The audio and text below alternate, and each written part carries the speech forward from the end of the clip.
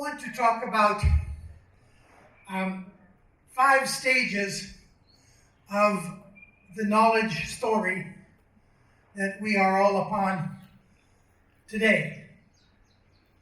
So the story begins in the 1950s and 60s, which is perhaps the peak of the monopoly of universities believing that they not only created but owned all useful knowledge in the world. And that's the era when the idea of the ivory tower, where the walls of the university made that those people inside the universities were knowers, those people outside the walls were not knowers. Then along comes the 70s, and you have young people like Rajesh and Bijoy and Pangapan and Gopal and others here in India, and young Bud Hall and Maria Lisa Swanson, Tanzania. And we started saying, what about the people? The people, yes. The people have knowledge. And which people?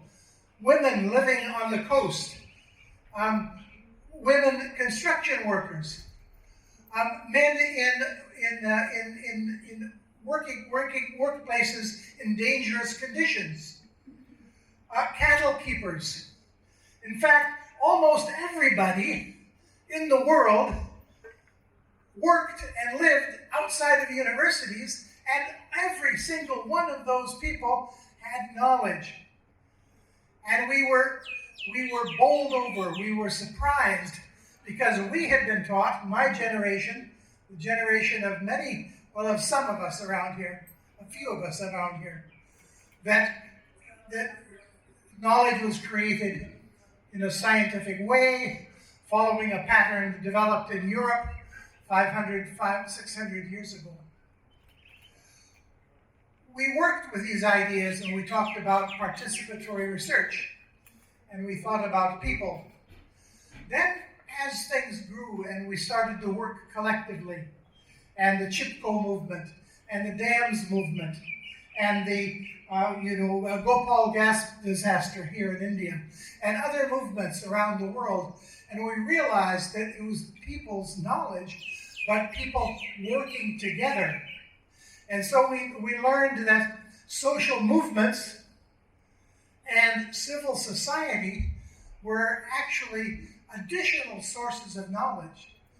So the knowledge story begins with people and is amplified and built upon and given agency through movements. And people and we were excited about this.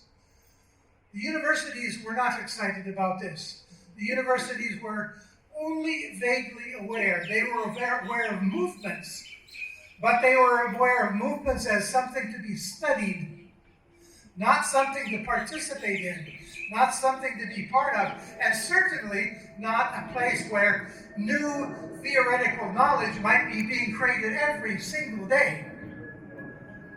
So we have the beginning in the 50s, the closed world of knowledge, the ivory tower. The 70s with the people's yes. The 80s and 90s with movements and civil society as a source of knowledge.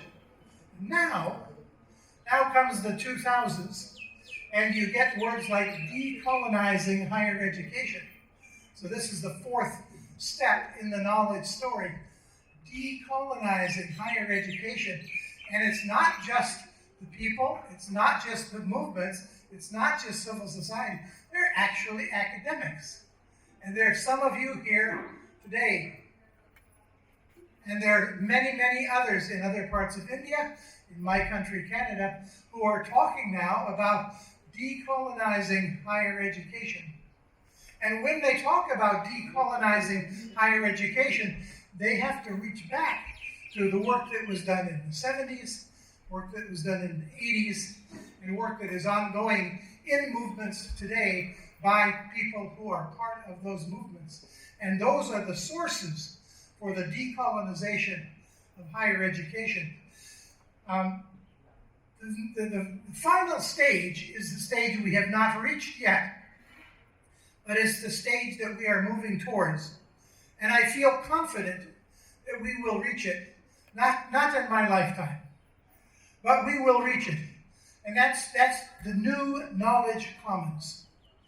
The new knowledge commons will be that space where knowledge workers, knowledge holders, whose experiential knowledge, whose movement knowledge, whose academic knowledge, whose knowledge of transformation will all be respected, and will all find a place, and will all find a voice around the table, of change.